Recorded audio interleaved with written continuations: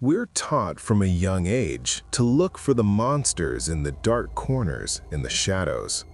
But what if the monster isn't hiding? What if he's the one holding the door open for you? The one everyone calls a hero? Today, we're looking at a true story that will change the way you look at the helpful strangers in your life. This is the account of the individual known as the volunteer killer. A man who didn't just find his victims, he waited for them to trust him first. Hello everyone. Before we start, make sure to like and subscribe to the channel and leave a comment with where you're from and what time you're watching. That way, YouTube will keep showing you stories just like this one. Now, let's begin. October in Colorado gets cold fast, especially up in the mountains where I'd been living since my divorce finalized earlier that year. I'd moved to Granite Falls after signing the papers in August. 33 and starting fresh seemed less pathetic in a place where nobody knew my history. The town had maybe 4,000 people tucked between peaks that already had snow on them, and I'd rented a cabin about 20 minutes outside the main strip. That Saturday morning, I'd signed up for a trail cleanup event at Bear Creek Trail, one of those community service things I figured would help me meet people who weren't just the cashier at the grocery store or my landlord. The email from the Parks Department said to meet at 8 in the morning at the main trailhead. Bring work gloves if you had them, and they'd provide trash bags and those grabber stick things. I pulled into the gravel parking area around 4 to 8, counting maybe 15 cars already there. The volunteers stood in a loose circle near the information board, most of them wearing worn hiking boots and flannel jackets, holding steaming cups from their thermoses. I recognized a few faces from town, the woman who ran the bakery, a couple of guys I'd seen at the hardware store, an older man who walked his German shepherd past my cabin sometimes. Everyone seemed to already know each other, laughing about something someone's kid had done at the school play, discussing whether we'd get early snow this year. I stood at the edge of the group, pulling my work gloves from my jacket pocket, trying to look busy while actually feeling completely out of place. That's when this guy approached me, probably mid-40s, wearing a bright orange vest like the ones road workers use, carrying a clipboard and giving me this huge welcoming grin that made his whole face crinkle up. "First time volunteering with us?" he asked, and I nodded, grateful someone was actually talking to me. He introduced himself as Nathan, said he'd been organizing these cleanups for about 2 years, really passionate about keeping the trails beautiful for everyone. He had this way of talking where he'd lean in slightly, like whatever you were saying was the most interesting thing he'd heard all day. And he kept touching my elbow when he'd point out different trail sections on the map he pulled from his clipboard. Nathan explained we'd be split into groups of 4 or 5, each taking a different section of the trail system, and that he'd make sure to put me with some friendly folks since I was new. The weird thing was, when the actual Parks Department coordinator showed up, a woman named Carol, wearing an official uniform with the Colorado Parks logo, Nathan just kept standing there next to me, still holding his clipboard, still wearing that orange vest that I noticed didn't have any official logos or badges on it. Carol gathered everyone together and started explaining the day's plan, pretty much repeating everything Nathan had already told me, except she divided us into groups of 3, not 4 or 5. She assigned me to work with the bakery owner, Janet, and her husband, Tom, pointing out that we'd be taking the lower loop near the river. Nathan wasn't on her list at all, but he just nodded along like he knew exactly what was happening, then told Carol he'd float between groups to help where needed, and she seemed fine with that, though I caught her giving him this quick look I couldn't quite read. We grabbed our supplies, trash bags, those grabber things, a bucket for any broken glass, and headed out onto the trail. Janet chatting away about how they'd been doing these cleanups since they moved here in 2009, asking me about my cabin, whether I'd survived my first real mountain thunderstorm yet. All this normal, small-town friendly stuff that was actually starting to make me feel welcome. About an hour into the cleanup, we'd filled 2 bags with the usual stuff. Energy bar wrappers, water bottles, cigarette butts, even a busted camping chair someone had just left behind. Tom was telling this story about finding a whole tent full of empty beer cans last year when Nathan appeared on the trail ahead of us, coming from the direction we were heading rather than from behind where the other groups were working. He waved us over, said he'd spotted what looked like a major dump site just off the trail, maybe 50 feet through the trees, too much for one person to handle alone. Janet immediately said we should get Carol. That dump site sometimes had hazardous stuff, but Nathan insisted it was just regular trash, probably from some college kids having a party, nothing dangerous, and he'd already started bagging it up, but needed extra hands. Tom checked his watch and mentioned we should probably take our break anyway. Carol had said to meet back at the parking area at 10:30 for water and snacks, and it was already past 10. Nathan jumped on that immediately, his whole face lighting up like Tom had just given him the best idea. "Hey, if you're heading back for break anyway, I can show you a shortcut," he said, looking directly at me, even though he was supposedly talking to all 3 of us. "There's an old service road that cuts straight back to the parking lot. Saves you probably 15 minutes versus going back the way we came. I use it all the time when I'm out here doing my own cleanup work." Janet started to say something about sticking to the marked trails, but Nathan was already pointing through the trees to the left, explaining how the old road connected to the back end of the parking area, right where the portable toilets were set up, and we could grab our snacks and be back before anyone even noticed we'd taken a different route. The way he kept focusing on me while he talked, like Janet and Tom weren't even there, made my chest feel tight in this way I tried to ignore. I told myself I was just being paranoid because I'd been alone too much lately.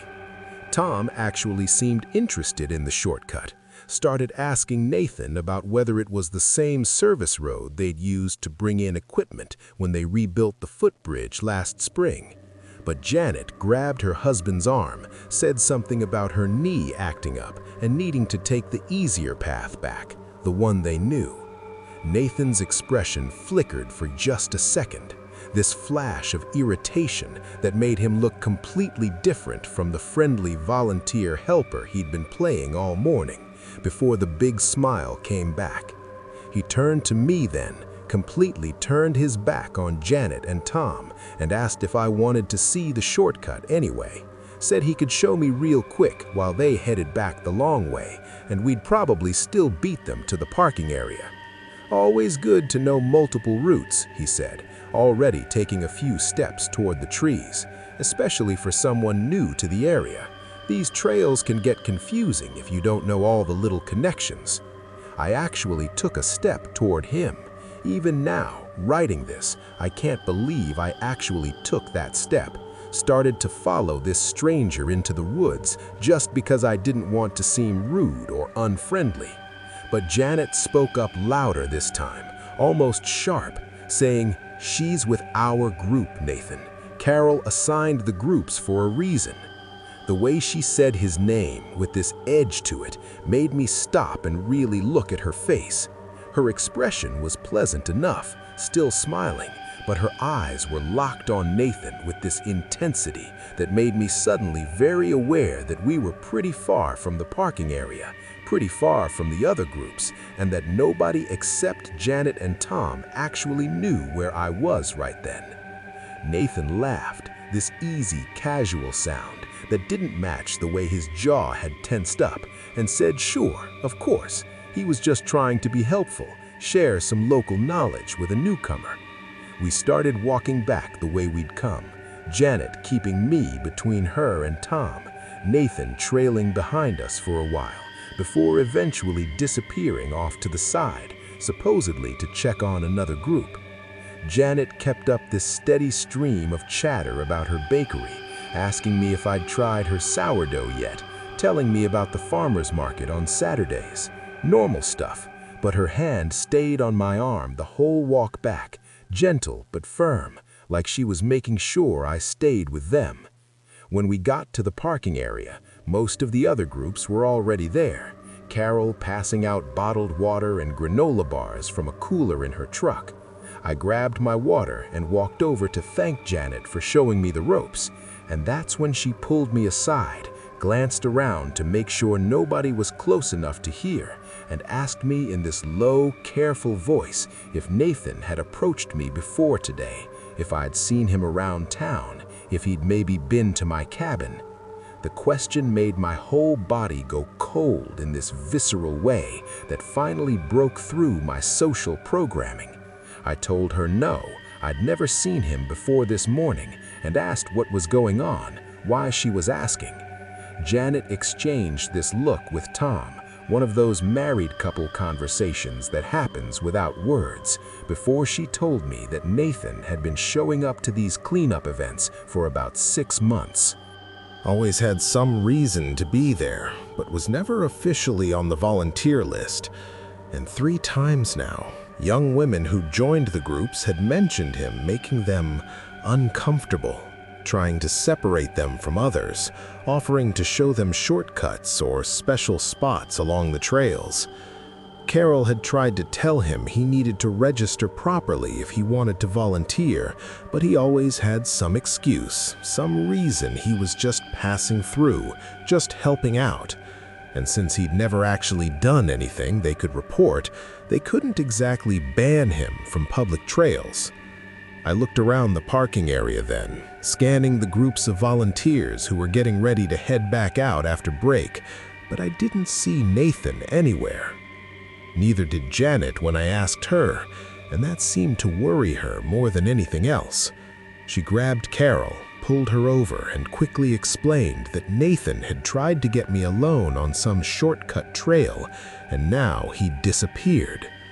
Carol's face went tight, and she immediately did a head count, checking her clipboard against the people standing around, asking each group if everyone was accounted for.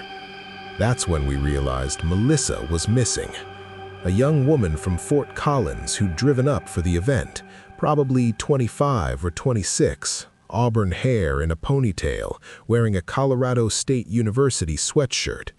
She'd been working with the group on the upper trail, and her team leader said she'd mentioned needing to use the bathroom about 40 minutes ago, headed back toward the parking area where the portable toilets were, and they'd assumed she'd just gone straight to break afterward. Carol called Melissa's phone immediately, and we could all hear it ringing somewhere nearby, this cheerful pop song ringtone echoing from the woods behind the portable toilets, exactly where Nathan had said his shortcut came out.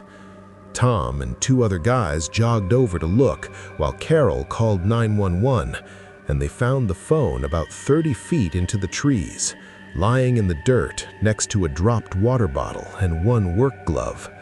The screen was cracked but still working, and when Carol picked it up with a tissue to preserve any fingerprints, we could all see the text message that was typed but never sent, just sitting there in the message field.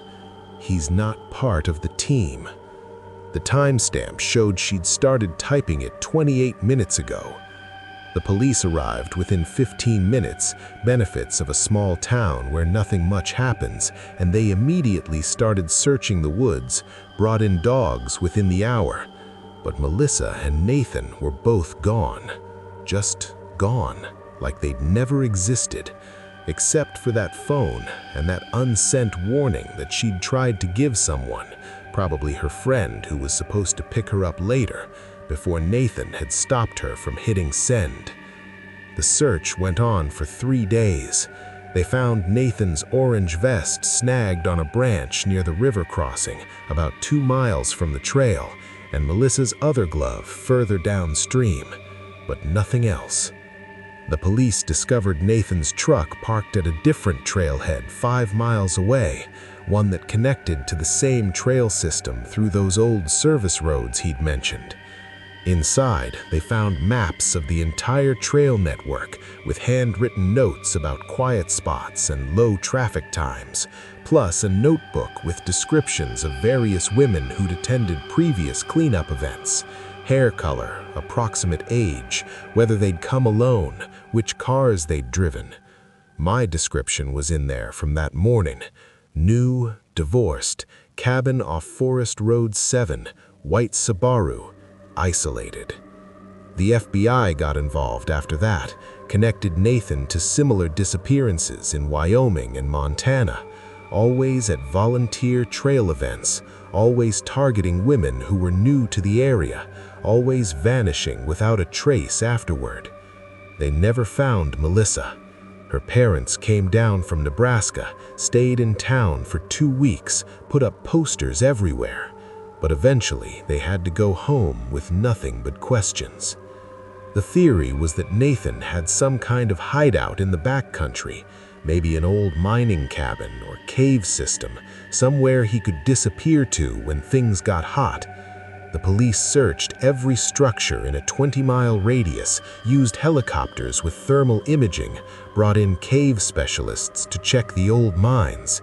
But the mountains up here are vast and full of places where someone who knows the terrain could hide forever. What haunts me most is thinking about those 40 minutes between when Melissa left her group and when we realized she was gone. She must have run into Nathan near the toilets, maybe recognized him from the morning meeting, thought he was safe because he was wearing that official-looking vest, and followed him just far enough into the trees for him to reveal who he really was, just like I almost did. Except I had Janet watching out for me, and Melissa had nobody. I moved out of Granite Falls 2 months later, not because anyone blamed me or treated me differently, but because I couldn't drive past that trailhead without thinking about how close I'd come. Couldn't see the mountains without wondering if Nathan was still up there somewhere, watching, waiting for things to calm down so he could come back with a different name, different vest, same friendly smile. Janet helped me pack, and on my last day, she told me something that still gives me nightmares. About a month before the cleanup event, she'd seen Nathan at the grocery store, standing near the community bulletin board where I'd pinned a note about looking for hiking buddies since I was new to town. He'd been taking a photo of it with his phone. She hadn't thought anything of it at the time, just figured he was interested in hiking too. But now she wondered if that's how he'd known to target me, if he'd been planning it for weeks, researching where I lived, when I'd be alone, how isolated my cabin was. The FBI agent I spoke with before leaving said they'd linked Nathan to at least 7 disappearances across 3 states over 4 years, always the same pattern, always women who were new to the area or visiting, always at organized outdoor events where he could blend in as a helpful volunteer. They never caught him. Sometimes I check the news from Colorado, Wyoming, and Montana looking for reports of missing hikers, and every time I see one, I wonder if it's him with a new name, new vest, new hunting ground. But what really keeps me up at night is knowing that I survived purely by chance because Janet happened to be protective, because Tom happened to mention the break at the right moment, because something in Janet's voice made me stop walking toward those trees. Melissa probably had those same instincts, probably felt that same chest-tightening worry, but she didn't have a Janet, And that text she tried to send, "He's not part of the team," was her trying to be her own warning system, trying to protect herself, or maybe warn others. And it wasn't enough. It's never enough when they know the terrain better than you. Thanks for listening, friends. Hit that notification bell for all future narrations. And if you've got a story of your own, send it to me at nikomaxasan@gmail.com. You might just hear it in the next video.